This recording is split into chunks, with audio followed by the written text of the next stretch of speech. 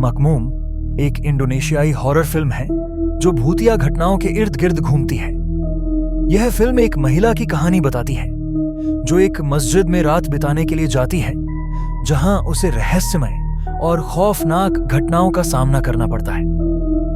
Film की कहानी धीरे धीरे दिलचस्प मोड़ लेती है और अंत में कुछ जटिल और भयावह सत्य सामने आते हैं। आइए हम इसे फ्रेम बाय फ्रेम विस्तार से समझते हैं।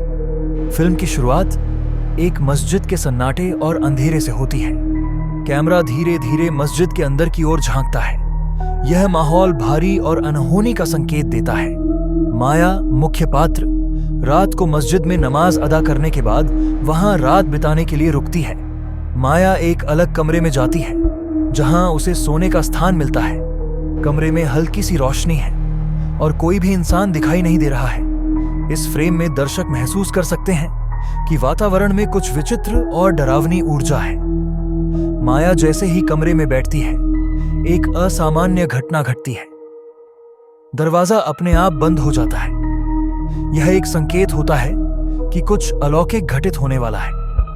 माया इसे पहले तो नजरअंदाज करती है, लेकिन जल्द ही उसे महसूस होता है कि कुछ गलत है।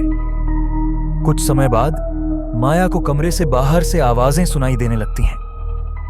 वह घबराई हुई दरवाजे की ओर बढ़ती है, लेकिन जैसे ही वह दरवाजा खोलने का प्रयास करती है, कुछ कटी-कटी आवाजें और अस्वाभाविक हलचलें सुनाई देती हैं। रात के अंधेरे में माया एक अस्पष्ट आकृति देखती है। यह आकृति किसी भूतिया आत्मा का प्रतीक होती है जो कमरे के अंदर प्रकट हो रही है। यह घटना माया को और भी अधिक भयभीत कर देती है। उसका दिल तेजी से धड़कने लगता है और वह फिर से दरवाजे को बंद करने का प्रयास करती है। माया के आसपास कुछ असामान्य घटनाएं घटने लगती हैं, जैसे वस्तुएं अपने आप हिलना, कूलर का बंद होना और कमरे का तापमान अचानक से गिरना।